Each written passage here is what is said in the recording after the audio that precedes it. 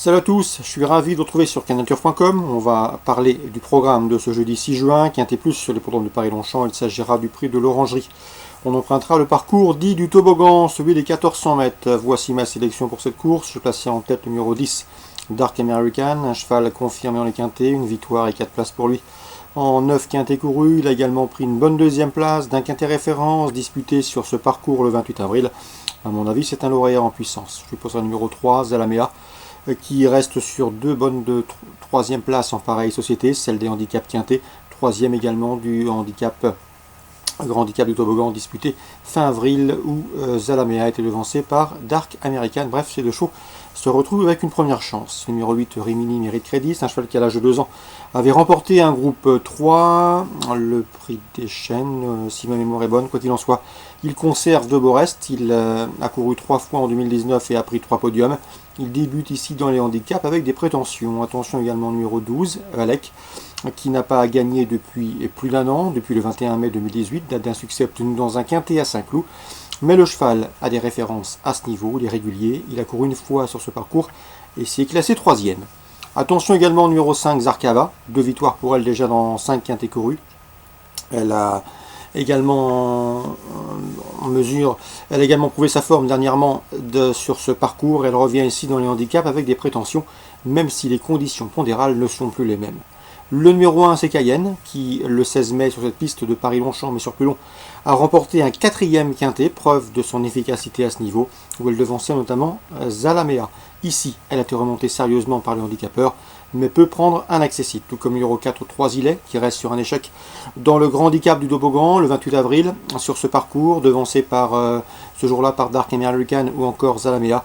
Mais ce jour-là, 3 Ilet fait une course de rentrée, force est d'imaginer qu'il va courir en amélioration. Le numéro 9, c'est dans cette épreuve Pedro the First, qui compte certes 2 échecs en autant de quintés courus, mais si Frédéric Rossi, dont l'écurie d'ailleurs est en pleine forme, insiste à ce niveau, il convient de s'en méfier. En tout cas, en cas partant, ce sera le numéro 6, Time to Fly. On résume tout ça en chiffres pour ce quintet du jeudi 6 juin. 10, 3, 8, 12, devant le 5, le 1, le 4 et le 9.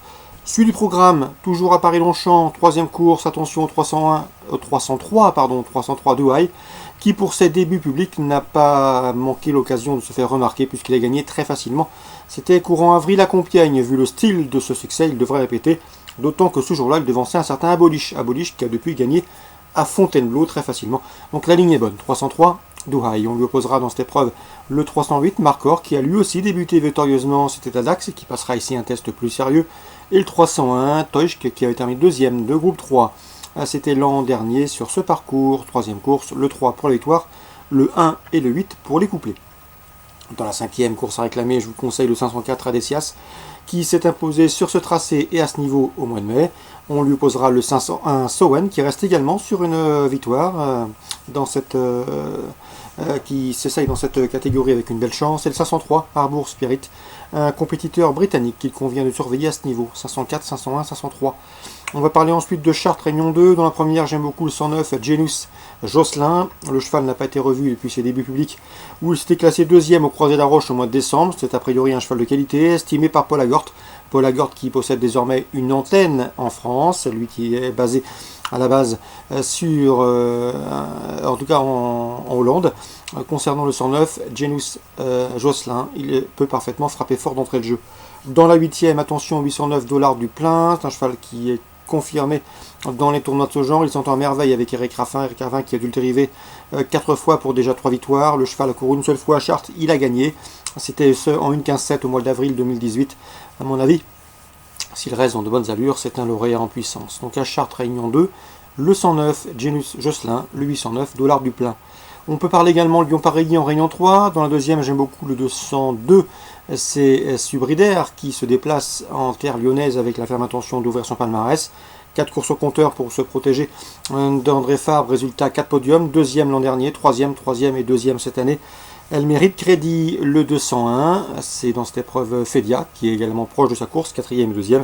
Semble sa plus sérieuse opposante. Elle est présentée par Francis Harry Graffard. 202, 201 Lyon-Paris, Réunion 3. Concernant la 5e, le 501 Samir, Elle est en constant progrès, c'est un cheval de qualité. Alain Droyer-Dupré, le délai également sur la piste de Paris avec la ferme intention de lui faire décrocher un premier succès, le 501 Samir.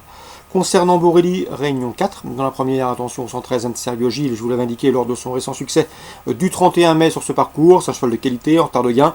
Avec lui c'est simple, il ne faut pas le brusquer au départ, sinon il aurait la fâcheuse tendance à faire la faute. Il faut donc assurer dans la mise en jambe, le premier kilomètre, et ensuite le cheval n'a besoin de personne et est dur à l'effort et peut parfaitement remettre le couvert. C'est le 113 Sergio Gilles. Concernant Claude Bossy, il est confiant avec le 609, c'est Vancouver qui est arrivant. J'ai pu m'entretenir avec lui, le cheval est au top, le cheval reste sur de bons résultats entre montées, le cheval se plaît sur cette piste, il faudra une course rythmée, cela devrait être le cas. Donc d'après Claude Bossy, la troisième place peut lui revenir à ce 609 Vancouver qui arrivent. Claude Bossy qui redoute en priorité deux chevaux qui partent en tête et deux chevaux qui sont capables de faire du train. Le 602 Dick des Malboro qui à mon avis va animer la course et peut s'imposer de bout en bout. Et le 601 Bleuet du Parc, pas toujours très sage, mais capable dans un bon jour, ici, de jouer les premiers rôles et pourquoi pas la victoire. Donc sixième course, 602, 601, 609, mes trois préférés, c'est à Borelli, c'est en Réunion 4. Bonjour à tous, rendez-vous demain pour un nouveau programme.